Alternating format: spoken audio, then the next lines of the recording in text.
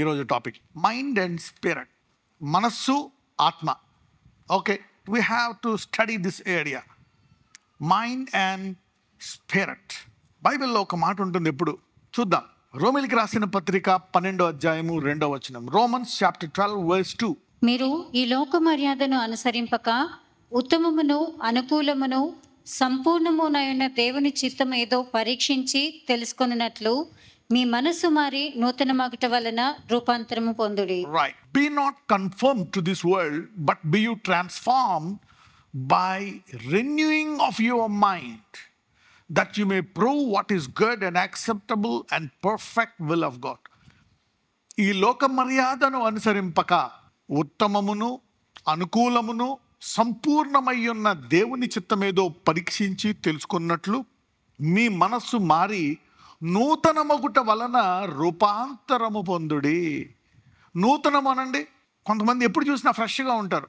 వాళ్ళు ఏం చేస్తారు? పొద్దున్న లేచి కొంచెం ఎక్సర్సైజ్ చేస్తారు, కొంచెం కాఫీ టీ తాగుతారు, బ్రేక్ఫాస్ట్ తింటారు, మంచి బట్టలు వేసుకుంటారు. మళ్ళీ మధ్యాహ్నం అలా టైంలో వచ్చేటప్పటికి మళ్ళీ ఫ్రెష్గా మొహం కడుక్కుంటారు, సబ్బెట్టి మళ్ళీ పౌడర్ రాసుకుంటారు. 3-4 గంటలకి మళ్ళీ కడుక్కుంటారు.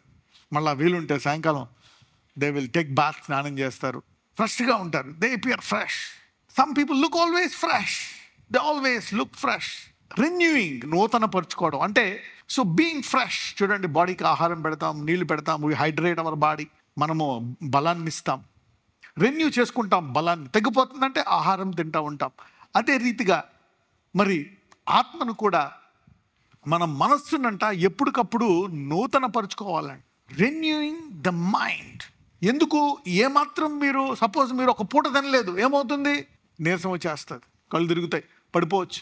సో రెన్యూయింగ్, ఈ నూతన పరుచుకోవడం అనేటువంటి మనస్సు చాలా ముఖ్యమంట. ఇలాగా కొంతకాలము నూతన పరుచుకోవాలంట. ఉదాహరణకి ఇప్పుడు కొత్త అలవాటు, ఒక అలవాటు వచ్చింది, నూతన పరుచుకుంటున్నారు మీరు. ఇలాగా మళ్ళీ ఈ స్టార్టింగ్లో ఏంటంటే బాలుడు అనేక సార్లు పడిపోతాడని ఉంటుంది.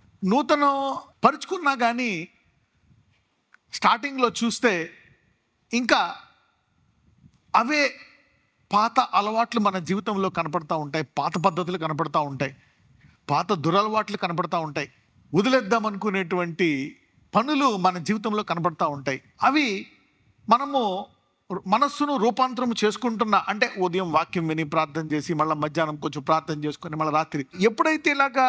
కానీ ఈ నూతన పరుచుకోవడం అలవాటు అయిపోయింది అనుకోండి, కొంతకాలం తర్వాత ఒక 6 నెలలు, సంవత్సరమో సంవత్సరంన్నర, ఒక 2-3 సంవత్సరాల తర్వాత ఏమవుతుందో తెలుసా?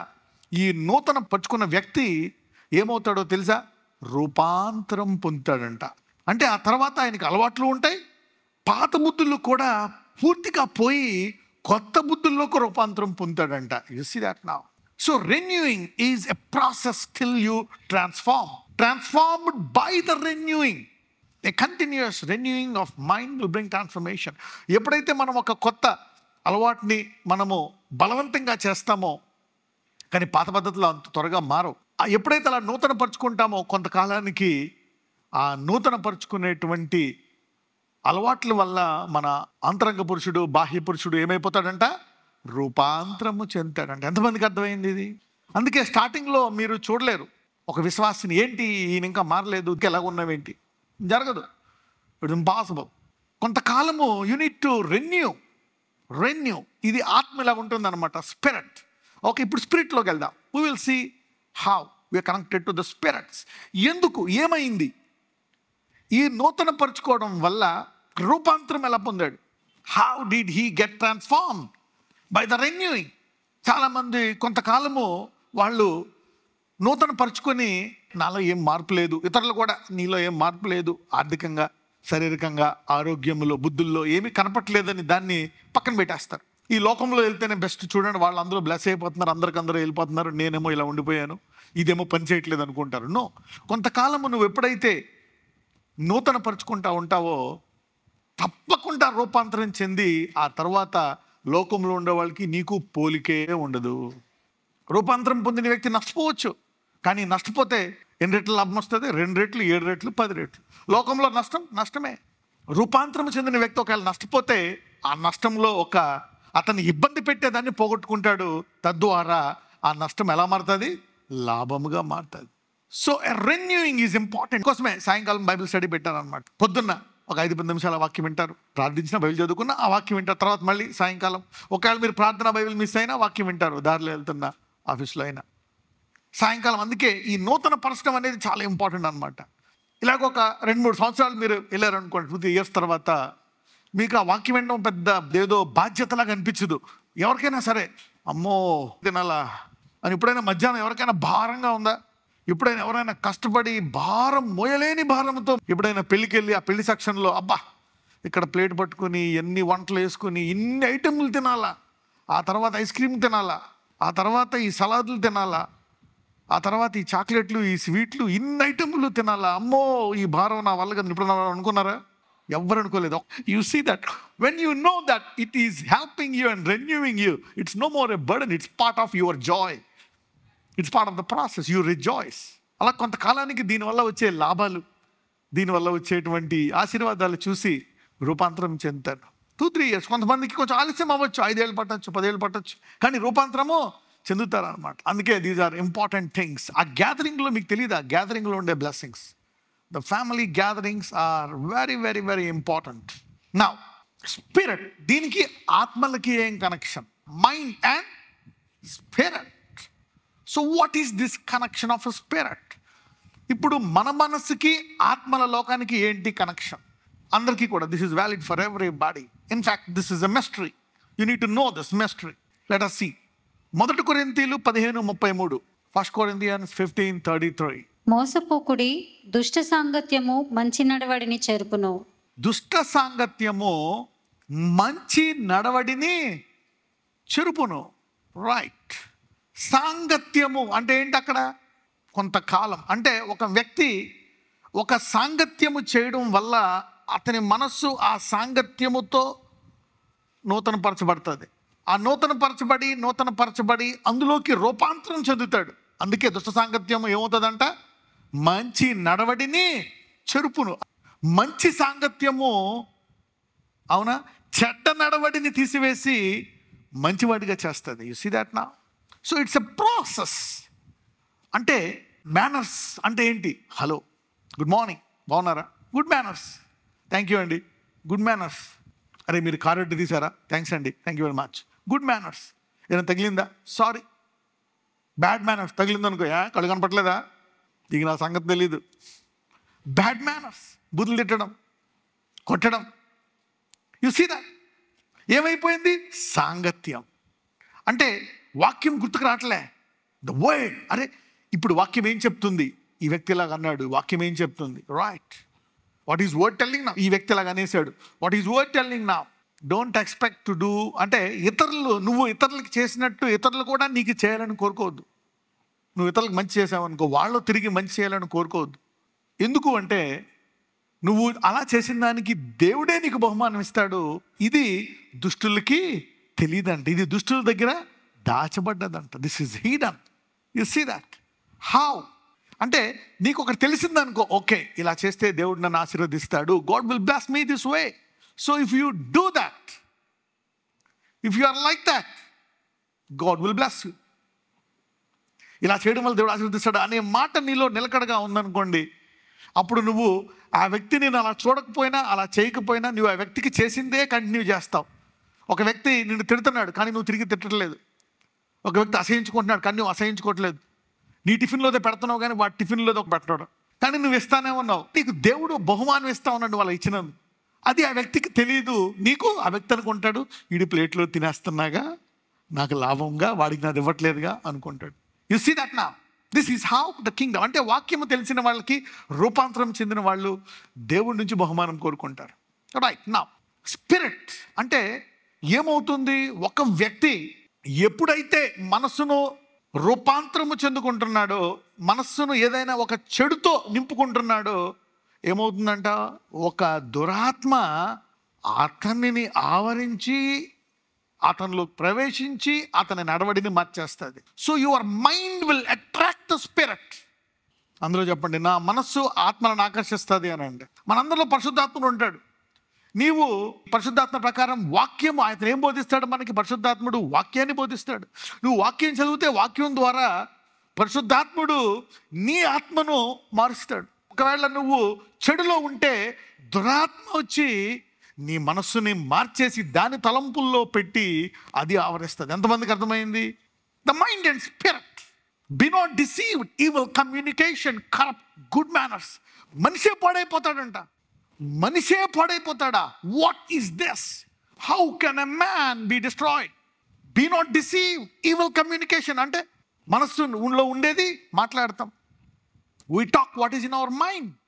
మన మనస్సును మాట్లాడతాం, అది మనిషినే మార్చేస్తుందంట. It will corrupt completely. ఏంటి మనిషి అలా పడైపోయాడు? ఒక మనిషిని మార్చాలంటే గుర్తు, I'm giving you a secret. మీ పిల్లలనైనా, భర్తను, అవునా, తల్లిని, ఎవరినైనా ఒక మార్చాలంటే కొంతకాలం ఒక వాతావరణంలో పెట్టాలి. చూడండి, హాస్పిటల్లో అడ్మిట్ చేయమంటారు, పరిస్థితి బాగాలేదు, అడ్మిట్ చేసిన తర్వాత మందులు ఇస్తారు. ఇంకా తీవ్రమైతే ఐసీయూలో అడ్మిట్ చేస్తారు. అక్కడ ట్రీట్మెంట్ వేరుగా ఉంటుంది. భోజనం పెట్టరు, ఏం పెట్టరు, అన్నీ గొంతుకులో నోట్లో పోసేస్తారు, మందుల ద్వారా ఇచ్చేస్తారు. బాడీ బతికొస్తావు, they will come out. You see, ఒక వాతావరణంలో పెట్టేస్తారు, they will come out normally. You see that. ఎంతమందికి అర్థమవుతుంది నేను చెప్పేది? How many of you getting it? You see that. So an atmosphere will change. వాళ్ళని ఒక వాతావరణంలో పెట్టాలన్నమాట. ఎవరన్నా మార్చాలంటే వాతావరణంలో 1 సంవత్సరం, 6 నెలలు, 2 సంవత్సరాలు పెట్టారంటే ఆ కరప్ట్ అయిపోయిన వ్యక్తి మళ్ళా పరిపూర్ణుడిగా రూపాంతరం చెంది మంచి వ్యక్తి అయిపోతాడు. యు సీ దాట్ నా? అంటే ఆ దురాత్మ బలహీనమైపోయి వెళ్ళిపోయింది బయటికి. It's out. The Holy Spirit took over completely. The connection between the mind and the spirit. Amos 3:3. సమ్మతింపకుండా ఇద్దరు కూడి నడుతురా? ఎరదొరకక సింహము అడవిలో గర్జించునా? సమ్మతింపకుండా ఇద్దరు కూడి నడుతురా. ఇంగ్లీష్లో ఒక ప్రొవర్బ్ ఉంది, birds of the same feather flock together. చూడండి, పిచ్చుకలన్నీ ఉంటాయి ఒక చోట, కాకులన్నీ, రాంబందులు, పావురాలు. యు సీ నా? The birds of the same flock, the same feather flock together. అంటే అగ్రీ అయితేనే నడుస్తారంట. నువ్వు అంటించుకో. You see the desires. మనం అనుకోవచ్చు ఇంక ఇది మారడు. నేను ఇప్పుడు అందరికీ ఒక టెక్నిక్ ఇస్తున్నా. దీని తర్వాత చాలామంది అలవాట్ల ద్వారా మీరు మారి మీ కుటుంబాన్ని మార్చి మీ ద్వారా అనేకులను మార్చుదురుగాక. You will know the process, how the system works. తెలియాలా స్కూటర్ ఎలా పనిచేస్తుంది, వంట ఎలా వండాలా. You see you need to learn. Can to walk together, accept the agree. అంటే ఏం చేస్తుందంట? మనకు ఒక సిస్టమ్ ఉందంట, ఇద్దరు నడుస్తున్నారు. వీడి బుద్ధులకి వీడైనా రావాలా, వీడి బుద్ధులకి వీడైనా రావాలి. ఇలా ఉంటుందంట లోకం అంతా. అయితే గుర్తుపెట్టుకోండి, అందరూ మర్మం అనండి, సీక్రెట్ అనండి. I'm giving you secret. Never get discouraged if you are a kingdom person. Don't commit suicide. Don't give up. ఒకవేళ నువ్వు దేవుని రాజ్య సంబంధివి అయితే ఎన్నడూ విడిచిపెట్టక ఎప్పుడు చనిపోదామనే తలంపుల పరిస్థితి మారదని అనుకో. అక్క ఏ పరిస్థితి అయినా మారుతుంది. మీలో ఉన్నవాడు లోకంలో ఉన్నవానికంటే నువ్వేమో బలహీనుడవు. ఓకే, మొన్నే మానేసావు తాగుడు, సిగరెట్ ఇవన్నీ మానేసి ఏదో వస్తున్నావు. మళ్ళీ కలిసాడు పాత ఫ్రెండ్, మీ ఆవిడ భయపడుతుంది నువ్వు మారిపోతావేమో, మళ్ళీ వీడు వచ్చాడు అని. కానీ ఇప్పుడు నీలో ఉన్నవాడు లోకంలోను కంటే ఇప్పుడు భయపడడానికి లేదు. ఈ అలవాట్లు అలాగే ఉంటే నీ ద్వారా ఆ స్నేహితుడు మారిపోయి ఇతర మార్గంలో నడుస్తాడు. చూసిదా, మీలో ఉన్నవాడు లోకంలో ఉన్నవాడి కంటే ఎప్పుడు నడుస్తుంది? అయితే నీ భర్త ఆ రూపాంతరము చెందేటువంటి మారు మనస్సులో ఎప్పుడు మనస్సుని రూపాంతరం మనస్సును నూతనపరచుకోవడం అనేది ఆపకూడదు. అందరూ నూతనపరచుకోవడం అనండి. The renewing is very important. రూపాంతరం మీద ఫోకస్ చేయొద్దు. వీడు మారలే అనొద్దు. దేని మీద కేంద్రీకరించాలా? రూపాంతరం మీద కేంద్రీకరించాలా, నూతన పరచడం మీద కేంద్రీకరించాలా? ఎప్పుడు ఫ్రెష్గా ఉంటుంది అంటావు నువ్వు. అంటే అర్థం ఏంటామే? ఎప్పటికప్పుడు శుభ్రంగా ఉంటుంది మనిషి. So the renewing will make her transform. Her continuous renewing look her completely transform. మాటికి నూతన పరుచుకునే ఆ సహోదరి ఎప్పుడు ఫ్రెష్గా ఉంటుందనే మాట వచ్చేసింది. ఎంతమందికి అర్థమైంది? రైట్. సో ఇక్కడ రూపాంతరం చెందింది ముఖ్యమా, నూతన పరచుకోవడం ముఖ్యమా? నూతన పరచుకోవడం. ఎంతమందికి అర్థమవుతుంది? అయితే ఈ లోకంలో చదువు, ఉద్యోగం, డబ్బు ఇదే ప్రాముఖ్యతలో ఉండి దీన్ని పక్కన పెట్టేస్తాం. ఈ రూపాంతరం అనేది ఉండాలి. అలాగని చదువు మారుస్తుంది. కానీ మనుష్యుడు రొట్టె వలన మాత్రము జీవించడు, కానీ మనుష్యుని దేవుని నోటి నుంచి ప్రతి మాట వలన జీవిస్తాడు. అంటే ఆత్మీయంగా ఒక మనిషి మారాలంటే ఇదన్నమాట. ఓకే, సో మీ అబ్బాయి ఏమైపోతాడు అని భయపడాల్సిన పని లేదు. ఎప్పుడైతే అతను ఇంటికి వచ్చి 3 పూటలు 2 పూటలు వాక్యం విని ప్రార్థించుకుంటున్నాడో, ఏ చెడు సహవాసానికి వెళ్ళినా వాళ్ళు మారిపోతారు, కానీ మీ అబ్బాయి మారడు. మీ అమ్మాయి మారదు, మీ ఆయన మారడు. You see that now I'm giving you. కానీ ఇంటికి వచ్చి ఏం చేయకుండా ఆ టీవీ చూసుకొని, ఆ ఫేస్బుక్ చూసుకొని, ఇయే చేసుకుంటా, కొంచెం సేపు చదువుకుంటా చెడు సహవాసం చేశాడు అనుకోండి, 6 నెలల తర్వాత మీ అబ్బాయి ఉండడు, చదువుకుంటాడు, ఉద్యోగం వస్తుంది, అతని జీవితం అవుతుంది. యు సీ దట్ నా. 119వ కీర్తన 63, 119 Psalm 63. నీ యందు భయభక్తులు గలవారికి అందరికి నీ ఉపదేశములను అనుసరించు వారికి నేను చెలికాడను. I am a companion to all them that fear thee and of them that keep the precept. ఎవరైతే నీకు భయపడి నీ వాక్యానుసారంగా జీవించాలనుకుంటా వాళ్ళందరితో నేను సహవాసం చేస్తా. I will agree and just mix with them. చూసారా ఏమవుతుందంట, ఎప్పుడైతే నువ్వు నూతన పరుచుకునే వాడివి అయి ఉంటావో, ఎవరైతే అలాగుంటారో వారితోటే చేరతావంట. ఒకసారి నువ్వు ఒక మనిషిని నూతన పరచడం, ఎలా నూతన పరుచుకోవాలో అలవాటు చేసుకొని రూపాంతరం చెందిన తర్వాత ఇక అతను ఆ రూపాంతరము చెందిన వారితోటే సహవాసం చేస్తానంట. ఎంతమందికి అర్థమైంది? He will never fall again. A transformed person will always look for fellowship of transformed people. Mothers, ఎంతమంది ఉన్నారు తల్లులు తండ్రులు ఇక్కడ? If your kids are like that, come on, learn this. నువ్వు మారాలా, ఇదిగో ఇదే పాలసీ. భర్తను మార్చాలా, అమ్మను మార్చాలా, అమ్మమ్మను మార్చాలా, నాయనమ్మను మార్చాలా, ఇదే policy. You can change. I am a companion to all them that fear thee and that keep the presence. ఒకసారి రూపాంతరం చెందిన తర్వాత ఇక అతను రూపాంతరం చెందిన వాళ్ళని ఎత్తుక్కుంటాడంట. అప్పుడు నువ్వు భయపడాల్సిన పని లేదు. అప్పుడు అక్కడ గ్యాంగ్లో ఉన్నాడు అనుకోండి, నువ్వు అనుకోవాలా ఆ గ్యాంగే మారిపోతుంది. ఒకవేళ ఈ అలవాట్లు లేవనుకోండి, రూపాంతరం చెందలేదనుకో, కష్టం. You are in danger. Somebody is blessed today. I'm teaching you some stuff. Rejoice in this. కొంతమంది ఇక్కడ వచ్చిన వాళ్ళు నేర్చుకుంటారు ప్రార్థించడం, బైబిల్ చదవడం. It will go back again. We have been seeing that. గుర్తుందా చెప్పాను చాలా విషయాలు మీకు. Why the devil bounce back. ఒక్కొక్కసారి దేవుడు 6 నెలల తర్వాత స్వస్థపరుస్తాడు. సంవత్సరం ఎందుకు? ఈ సంవత్సరంలో నువ్వు వాక్యం వింటావు, ప్రార్థన అలవాటు పెరుగుతుంది, దేవునికి అన్నీ నేర్చుకుంటావు. Yes, it will not come back again. ఇప్పుడు దాకా మిమ్మల్ని బాధ పెట్టే శత్రువు మీ అలవాట్ల ద్వారా మీరు రూపాంతరం చెంది ఇక బాధ పెట్టకుండా ఉండును గాక. You need to get ready for that. This is how you learn some stuff. I'm a companion. మీ అందరూ కూడా ఇలాగా ఆయన యందు భయభక్తులు, ఆయన ఉపదేశాలను అనుసరించి వారికే మీరు స్నేహితులు అవుదురుగాక. మీ పిల్లల్ని ఇలా తయారు చేయుదురుగాక. మీ భర్తల్ని భార్యల్ని ఇలా తయారు చేయుదురుగాక. Yeah, you need to do that. నజరేయుడైన యేసయ్య, ఈ రోజు నుంచి నా మనస్సు నిలకడగా ఉండడం కోసం, రూపాంతరం చెందడం కోసం నేను అలవాట్లు చేసుకుంటాను. నా మనసును నూతన పరుచుకొని నేను, నా భర్త, నా భార్య, నా తలంపులను ఎప్పుడు నూతన పరుచుకునే అలవాట్లను పెట్టుకుంటాము ఆయన. We want to just renew continuously our mind until we get transformed, my lord. Transformation. We will not live a careless life. A careless thought life is dangerous. A careless thought life, that's a good quote. A careless thought life is dangerous. You see that? నీ తలంపులు ఎలా పడితే అలా వదలకూడదు. No, come on, pray for your thoughts. అయ్యా, ఈ రోజు నుంచి నేను నా కుటుంబము, నా తలంపులను రూపాంతరము చేసుకునే వరకు, నా జీవితాన్ని రూపాంతరం చేసుకునే వరకు మేము మా మనస్సును నూతన పరుచుకుంటాం. We will continually renew our mind till we get transformed. In Jesus' mighty name, me and my wife and my kids, wherever you are, abroad, wherever you are, this will change everything around you. నజరేయుడైన యేసు నామమున ప్రార్థిస్తున్నాము తండ్రి. Amen.